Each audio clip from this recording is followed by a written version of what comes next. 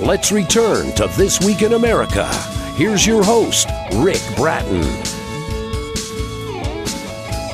Welcome back, everybody, coast to coast. This Week in America, the absolutely delightful children's book, Something to Crow About by Richard A. Klein, is the story of a young crow who worries about his diminutive size and wishes he might be larger and prouder. Moe the Crow, feeling puny and tiny, turns to his mother. She gives him the family history, tracing Moe to a time when his ancestors ruled the earth as dinosaurs. The story changes Moe's perspective, making him believe that life's best is what lies ahead. The book gives young people a perspective of how dinosaurs evolved and a new way they can look at the birds around them. Something to Crow About provides entertaining rhyme, colorful pictures, a scientific story, and a reminder of the bond between parents and their young. One reviewer saying, "Wow, wow, and more wow. I love everything about it." Richard is a native and resident of Charlotte, North Carolina, graduate of the University of North Carolina at Chapel Hill, later served with the 2nd Armored Division at Fort Hood, Texas during the Vietnam era, receiving an Army Commendation Medal for meritorious service as an information specialist.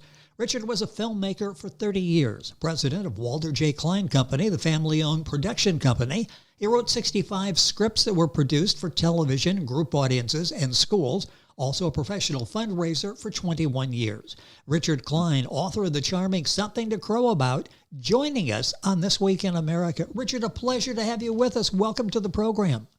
Thank you, Rick. Pleasure to be here. What a career you've had, and it's still going on with this book that's receiving rave reviews. The book is Something to Crow About. So many elements, and we'll talk about those during the course of the conversation in the book. Was there a particular part of the book that you had the hardest time writing? Well, I suppose it had to do with the pages about the evolution of crows as a microraptor. That was more than my personal observations of crows or even hearing about them at my local raptor center. It required a bit of research to make sure I was accurate. There was nothing surprising to me about the ancient history of crows. Just looking at them is like looking at something from the distant past, something out of the Jurassic period.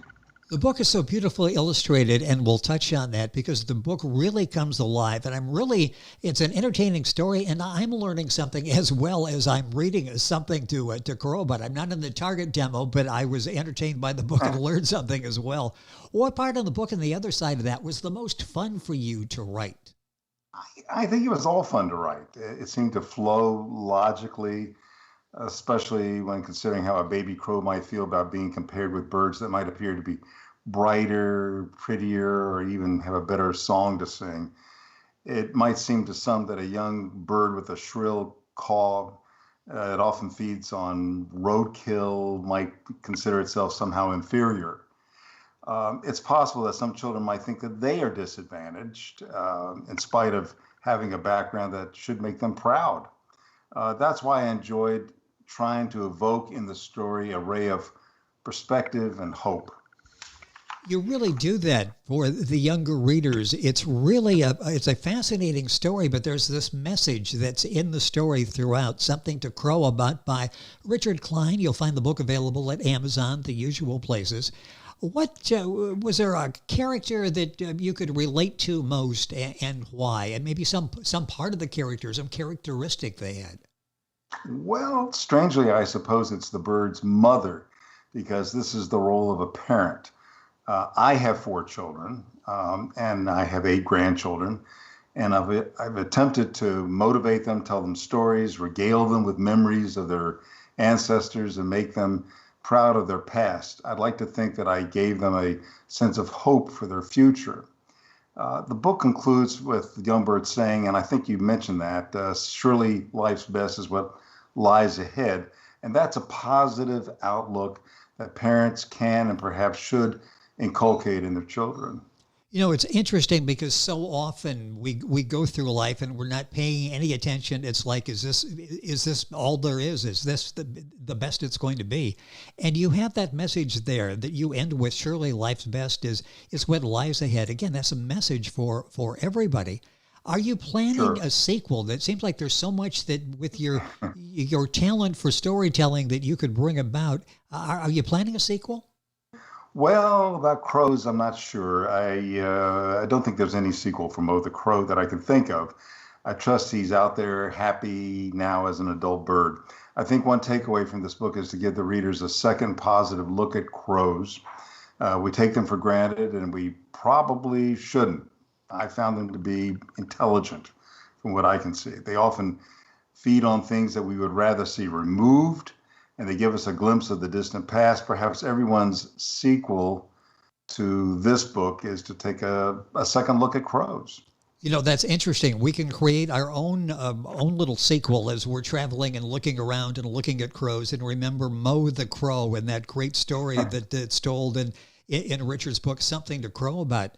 What's a significant way your book changed since the first draft? And did it change dramatically since that first draft? No, I would think the book is pretty much the way I originally wrote it. I did have an editor, and she made all kinds of constructive suggestions and corrections, and I was very, very grateful for that. Maybe it's fair to say that the first draft needed some review and appropriate changes.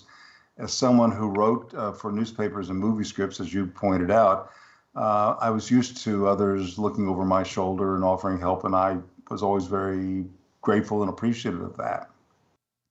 The book is Something to Crow About, Richard A. Klein, Klein. You'll find the book available at Amazon, all of the usual places. What perspectives or beliefs have you challenged with this work? Because it's more than just entertaining. There's so much there on so many levels that you've written about in the book, Something to Crow About.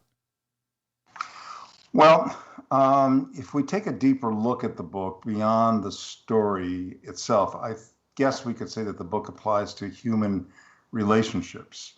Everyone has a story to tell. I learned that in my journalism background. I've seen it all through my life. No matter what our differences may be, we have something interesting in our past, something to offer right now, and a potentially promising future. So it's possible to dig deeper, I guess, and not allow color to make a difference. We're not all going to be canaries or cardinals or purple martins. Every color, I think, should be considered beautiful. And as you're telling the story, that comes across so well. It's a message that you can discuss. A child reading you the book, you're reading the book to the child, reading the book together. There's so many times that you can pause and reflect and drop some of those elements into that conversation. Where did this idea for Moe the Crow come from in the first place?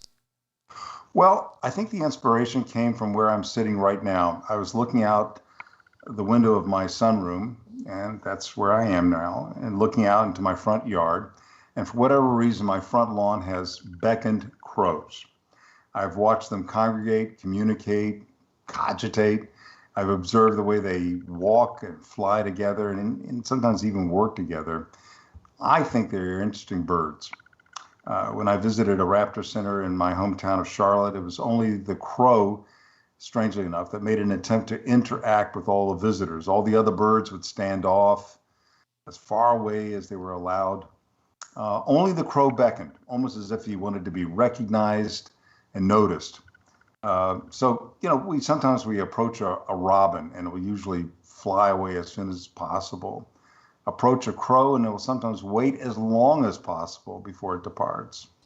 You do have us now. We're going to look at crows in a whole different way than we did before. So the crows should be grateful that suddenly we're going to be more appreciative as we're watching. The title of the book, Something to Crow About. How did you come up with the title for the book? Well, it seemed logical. Yes. But it's an expression sometimes heard, having something to crow about. It usually means you have something happy to share or you're proud to talk about. Indeed, Moe the Crow has something to tout, I think, at the end of the story. He becomes what I call the proudest bird in the tree, as everyone can clearly see. That was a quote from him. He had a better perspective of himself, his life, and his species. How long did it take for you to put this book together, to write the book? Well, it took a few days to write the way I thought it would work. What took longer was coordinating with a very, very talented illustrator, Ariel Coburn. She's a young artist, an educator in the Washington, D.C. area. I was fortunate that my daughter, Deborah, who's living in Alexandria, introduced me to her. She sensed exactly what I wanted to go with in the copy. It was a back and forth kind of process, as you might imagine, and it lasted many weeks. I have to say that Ariel's illustrations are every bit 50% of the book, and maybe even more than that. She captured the look and the colors. I think that really made the book sparkle. How important? I enjoyed looking at her work. Well, yes, and that's as people are doing the reviews. It's like every element of the book is so well done, including the sizing, and we can talk about that. But the illustrations just really complement the lovely text that you have written. How important is that? Because I talk to authors sometimes, and they've got to look for months to try to find an illustrator that really understands what they're attempting to do. And obviously, with Ariel, you were on the same page from the beginning. We were. We are entirely different kind of people, but we seemed to hit it off really, really well. And of course, it was done mostly by back and forth, either FaceTime or talking on the telephone or sending her illustrations. But that communication really paid off, and she seemed to just read my mind. It wasn't easy finding the right illustrator. I was very grateful to my daughter for looking and finding her. She was actually a student of my daughter at the time that we began, and now she herself is a teacher. But the connection was a good one, and I finally really got to meet her in person several months after the book was already out. But she's absolutely delightful, just a wonderful and very talented and gifted person. And we also hope to work together again. Well, yeah, you're a great tandem. I hope you're able to do that. And she has to be as excited about the project as you are. She's taken your words and make them come to life, and something to crow about. Richard Klein, our guest on the program, you created this world, these characters. If you had a chance to talk to the characters, what would you say to them? Well, it would be fun to meet them, maybe learn how to fly with them. Oh, yes. I would certainly like to thank them for being as animated and interesting as they are in the wild. I would remind them that we should never take them for granted, and we have lessons to learn from them. I think crows are smart. As the book notes, they even know how to construct tools. I would also thank them for inspiring me to write another animal-related book. This one is about a frog who doesn't know how to hop. I call it Just Stop and Hop. Ariel Coburn also illustrated that book, as well as a third one. I'm not certain when or if they'll be published. We'll see. But the crows certainly inspired me to think creatively, and I would, if I had that chance to talk with them, I would express my gratitude to them for doing all that. For the inspiration for the book, Something to Crow About. Richard Klein, our guest on the program, mentioned in the beginning the background you've had in production, in writing scripts.